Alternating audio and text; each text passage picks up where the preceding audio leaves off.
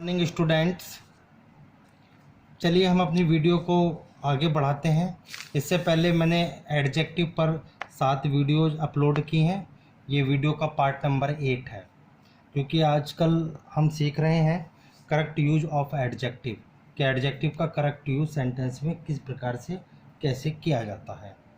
ठीक है स्टूडेंट्स, इससे पहले हमने जो आपको टॉपिक पढ़ाया था कल, जिसमें मैंने आपको सम एनी के बारे में बताया है, सर्टेन और ए सर्टेन के बारे में एक वीडियो आपको दी थी मैंने, और शायद वीडियो नंबर 7 में मैंने आपको डिफरेंस बताया था मच और मैनी में, कि मच का यूज़ कैसे किया जाता है और मैनी का प्रयोग कैसे किया जाता है।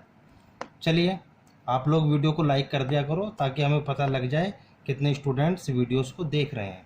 चलिए नेक्स्ट टॉपिक है आज का हमारा students, use of little, a little और दी लिटिल। देखिए अब लिटिल, ए लिटिल और दी लिटिल को लेकर एग्जाम में क्वेश्चन पूछे जाते हैं, इसलिए थोड़ा सा ध्यान से आप समझने का प्रयास करना। जब भी हम बात करते हैं लिटिल की या ए लिटिल की या दी लिटिल की, इन तीनों का ही अर्थ होता है थोड़ा, यानी कि इन तीनों में का अर्थ किसी में भी ज़्यादा अर्थ नहीं होता। तीनों का अर्थ ही होता है अल्प, यानी कि कम, यानी कि थोड़ा। चाहे मैं लिटिल की बात करूं, चाहे मैं ए लिटिल की बात करूं, चाहे मैं दी लिटिल की बात करूं, तीनों का अर्थ थोड़ा ही होता है। ठीक है, अब स्टेप बाय स्टेप इन्हें थोड़ा सा समझेंगे। देखिए अगर मैं बात, इन तीनों का प्रयोग आप किसके लिए करते हैं? क्वांटिटी बताने के लिए, यानी कि अनकाउंटेबल जो भी क्वांटिटी है, आप क्वांटिटी को शो करने के लिए, अनकाउंटेबल नाउन को शो करने के लिए आप इनका प्रयोग करते हैं। क्वांटिटी को शो करने के लिए इनका यूज आप करेंगे। ठीक है, मैंने लिख दिया क्वांटिटी। देखिए अब जब हम बात करते हैं लिटिल की, ठीक है, इस लिटिल का मतलब क्या हुआ? Little is used with uncountable noun. बात समझ में आई? यानी कि चाहे मैं लिटिल की बात करूं, ए लिटिल, इनका प्रयोग आप अनकाउंटेबल नाउन के साथ करेंगे। ठीक है, काउंटेबल नाउन के साथ लिटिल, ए लिटिल और द लिटिल का यूज नहीं किया जाएगा, पहली बात। अब बात करेंगे लिटिल। देखो बहुत ही माइनर अंतर होता है, कहीं आपको लिटिल मिलेगा लिखा हुआ, कहीं लिटिल से पहले आर्टिकल ए लिटिल, या लिटिल से पहले आर्टिकल दी लिटिल लिखा हुआ मिलता है। थोड़ा थोड़ा अंतर है तीनों में, थोड़ा सा ध्यान से समझें। इस लिटिल की अगर हम बात करें तो ये लिटिल अपने आप में निगेटिव वर्ड है, यानी कि निगेटिव मीनिंग रखता है। आपको एक बात और याद रखनी है, इस लिटिल का अर्थ होता है ना के बराबर, यानी कि बिल्कुल भी नहीं, बिल्कुल ना के बराबर। ठीक है, जैसे मैंने कहा लिटिल सॉरी, अब मैं किसी से कहता हूँ लिटिल सॉरी, यानी कि मैं उससे सॉरी मांग नहीं रहा, बिल्कुल ना के बराबर, ख़त्म कर दी मैंने, तो केवल उसका मजाक बनाया, मैंने उससे सॉरी नहीं मांगी। ठीक है ना के बराबर। इस लिटिल का जो है निगेटिव वर्ड है ये अपने आप में, और इसका अर्थ होता है ना के बराबर। फिर मैंने आगे लिखा, देखो इट नेवर टेक्स नो और नॉट। याद रखना इस लिटिल शब्द के साथ कभी भी नेगेटिव वर्ड यूज नहीं किया जाता, ना तो आप नो का यूज करेंगे ना ही आप नॉट का प्रयोग करेंगे। अगर इस लिटिल के साथ आपको नो या नॉट वर्ड दिख जाए तो समझ लेना सेंटेंस में एरर है, सेंटेंस में गलती है। देखो for example, he has little money, बिल्कुल सही है मेरा सेंटेंस। उसका मतलब है कि उसके पास ना के बराबर धन है, यानी कि बिल्कुल भी धन नहीं है, ये सोच के चलें आप।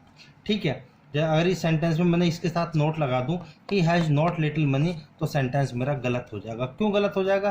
क्योंकि ऑलरेडी लिटिल अपने आप में निगेटिव मीनिंग रखता है, ये निगेटिव वर्ड है। जब ये ऑलरेडी निगेटिव वर्ड है तो मुझे इसके साथ दूसरा निगेटिव वर्ड की आवश्यकता नहीं पड़ती। नो और नॉट इसके साथ यूज नहीं किए जाते। बात समझ में आई? जैसे मैंने कहा ही हैज़ लिटिल मनी, इसका मतलब है उसके पास ना के बराबर धन है। जैसे मैंने कहा I know little about her, इसका मतलब क्या है कि मैं उसके बारे में ना के बराबर जानता हूँ, यानी कि कुछ जानता ही नहीं हूँ। I know little about her, मैं उसके बारे में कुछ नहीं जानता।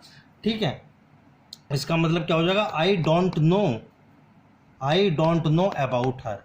ठीक है, आई डोंट नो, यानी कि मैं उसके बारे में बिल्कुल नहीं जानता। अगर मैं लिटिल की जगह डोंट वर्ड यूज कर दूं, डू नॉट, तब मेरा सेंटेंस सही है। लेकिन लिटिल अपने आप में ही निगेटिव मीनिंग देता है, इसीलिए इसके साथ नो या नोट का प्रयोग नहीं किया जाता। I know little about her, sentence आपका सही है।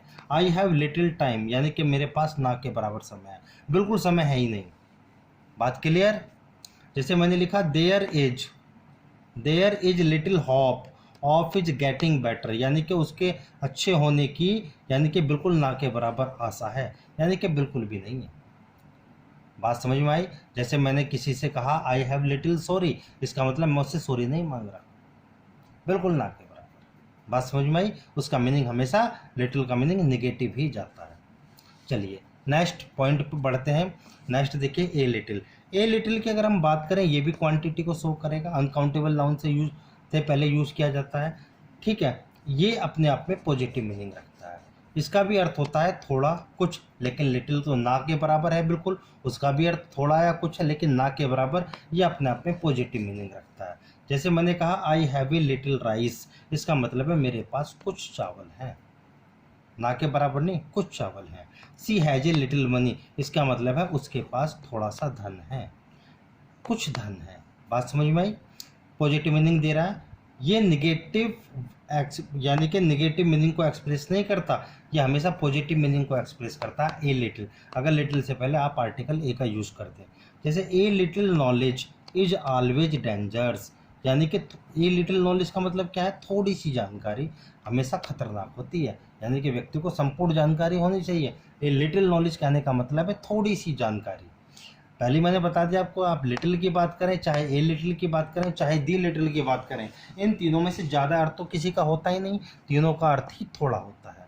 लिटिल नेगेटिव मीनिंग देता है, बिल्कुल ना के बराबर। ए लिटिल का मतलब है थोड़ा या कुछ, यानी कि पॉजिटिव मीनिंग देता है।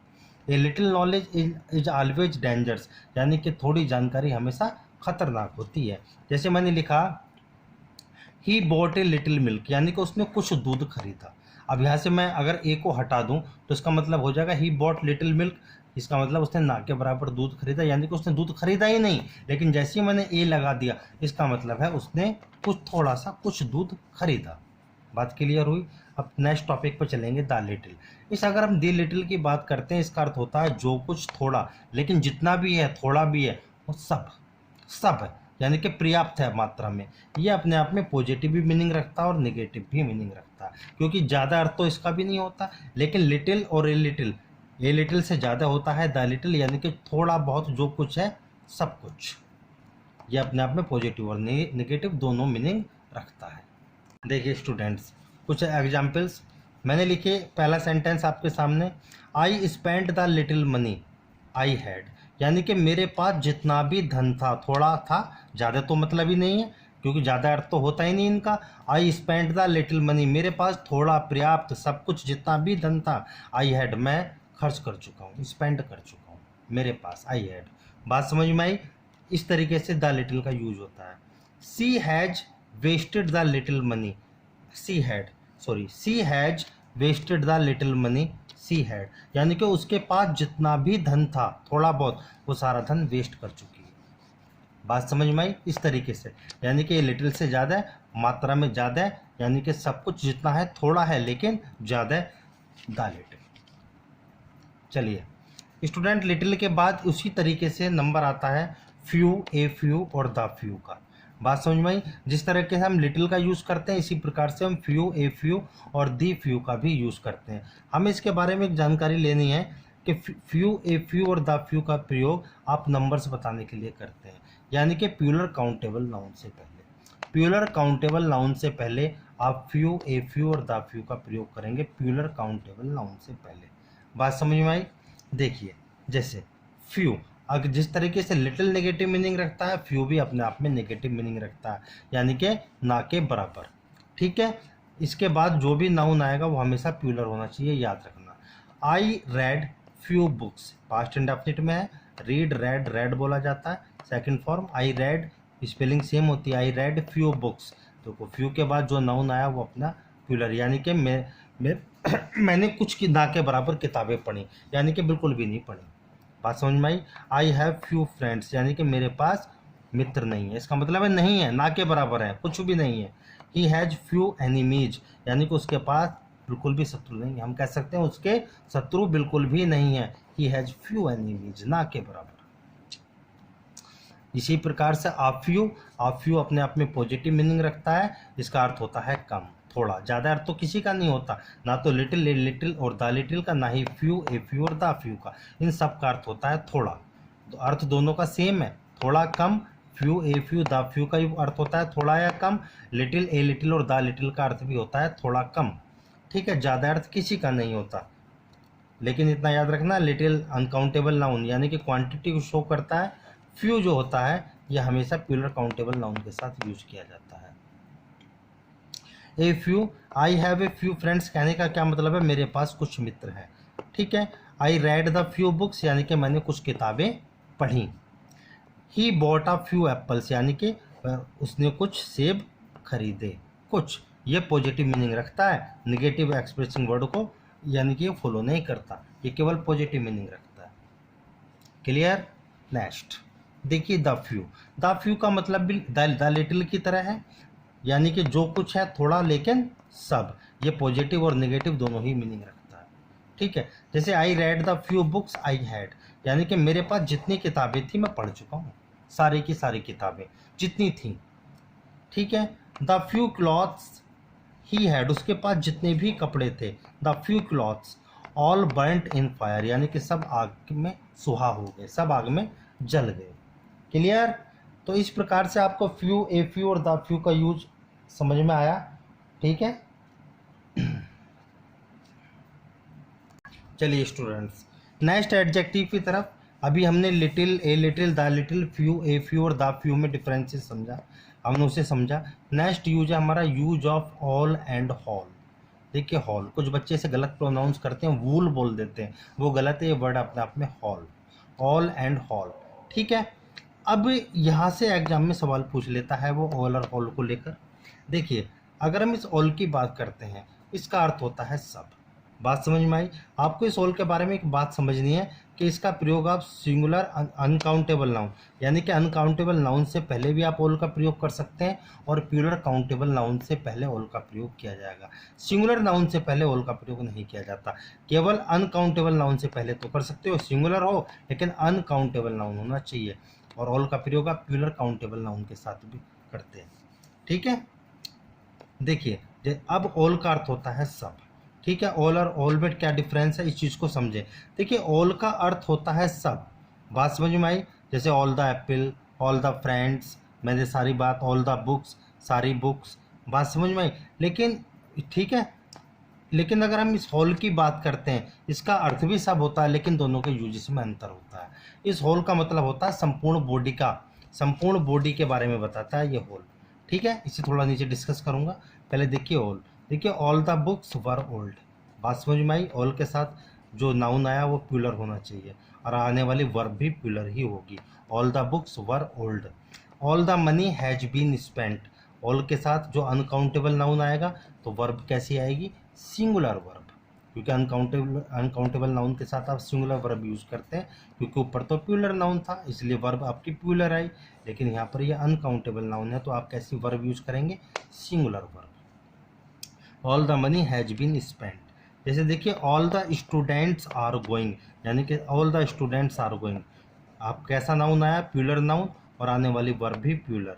देखिए ऑल दी वाटर, वाटर अपने आप में क्या है, एक अनकाउंटेबल नाउन है, और अनकाउंटेबल नाउन के साथ हमेशा सिंगुलर वर्ब का यूज किया जाता है। All the water is dirty, यानी कि सारा पानी गंदा है। तो ऑल का प्रयोग आप प्यूलर काउंटेबल नाउन और अनकाउंटेबल नाउन दोनों के साथ करते हैं। प्यूलर काउंटेबल नाउन के साथ जब करेंगे तो आने वाली वर्ब भी प्यूलर होगी, लेकिन जब अनकाउंटेबल नाउन के साथ करेंगे तो आने वाली वर्ब सिंगुलर होती है। क्लियर। देखिए इस अगर होल की बात करें, इस होल का अर्थ होता है संपूर्ण। संपूर्ण, संपूर्ण यानी कि पूरी बॉडी, यानी कि संपूर्ण बॉडी के बारे में बताता है, हर अंगों के बारे में बताता है ये होल। अब देखो इससे एग्जाम्पल से आपको ज़्यादा क्लियर होएगा। संपूर्ण, इसका प्रयोग हमेशा सिंगुलर नाउन के साथ किया जाता है, इसके साथ आने वाला जो नाउन होगा वो सिंगुलर नाउन होना चाहिए, यानी कि प्यूलर नाउन इसके साथ यूज नहीं किया जाएगा। देखो एग्जाम्पल, मैंने कहा his whole body was covered, यानी कि बॉडी का मतलब है कि उसकी सारी बॉडी को कवर किया गया था, बात से कवर्ड, हिज होल बॉडी। अब बॉडी का मतलब है सिंगुलर नाउन, यानी कि और सिंगुलर नाउन होनी चाहिए, और कैसी नाउन होनी चाहिए, सिंगुलर कॉमन नाउन। ठीक है। कॉमन नाउन के साथ यूज किया जाता है, और लेकिन सिंगुलर नाउन के साथ यूज किया जाता है। अब होल बॉडी कहने का मतलब है पूरा शरीर। अब ठीक है, अब मैं ऑल द हैंड्स तो नहीं कह सकता, ठीक है। अब जिस तरीके से मैं इसे काउंट नहीं कर सकता ऑल द बॉडी, यानी कि ऑल द बॉडी का अगर मैं यहाँ पर होल की जगह ऑल लिख दूँ तो इसका मतलब है सारी बॉडी। हो सकता है 2 4 5 बॉडी हो, मैं कह दूंगा होल बॉडी। अब होल बॉडी का मतलब है कि एक व्यक्ति की संपूर्ण बॉडी। ठीक है। जैसे मैंने कहा I have read the whole books, I have read the whole book, यानी कि मैं सारी किताब पढ़ चुका हूँ, एक किताब पढ़ चुका हूँ, लेकिन बुक्स नहीं लिखा। अगर यहाँ मैं लिख दूँ ऑल द बुक्स, इसका मतलब है हो सकता है मेरे पास, समझे ऑल और होल में अंतर को समझे थोड़ा ध्यान से।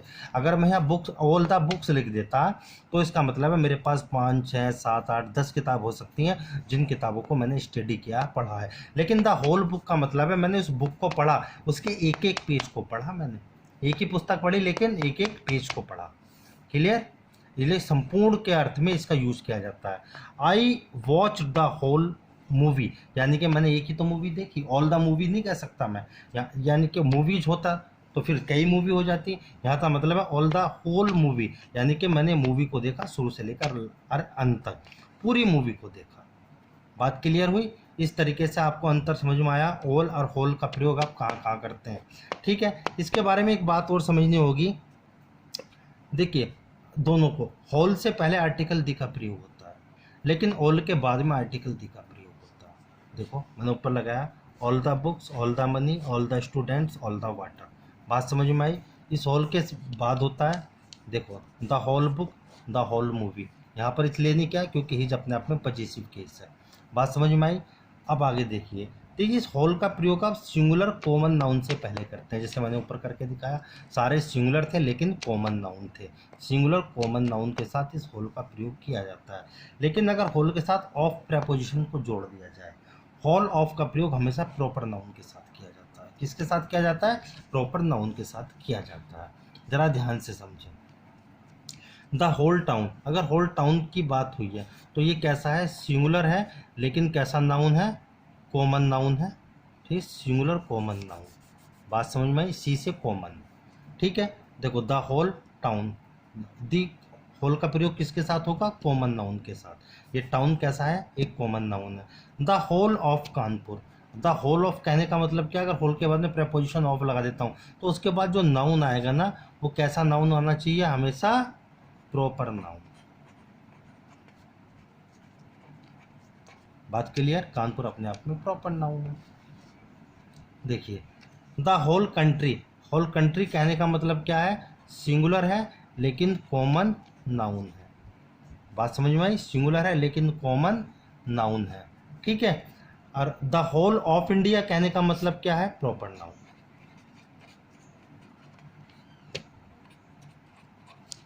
Proper noun. बात समझ में? ये अपने आप में तो याद रखना, होल दी होल के साथ हमेशा सिंगुलर कॉमन नाउन यूज होगा, लेकिन होल ऑफ के साथ हमेशा प्रॉपर नाउन का यूज किया जाता है। ठीक है स्टूडेंट्स, थैंक यू। आप अपने फेयर नोटबुक में नोट करते रहें और वीडियो को लाइक कर दिया करें। ठीक है ना? Thank you.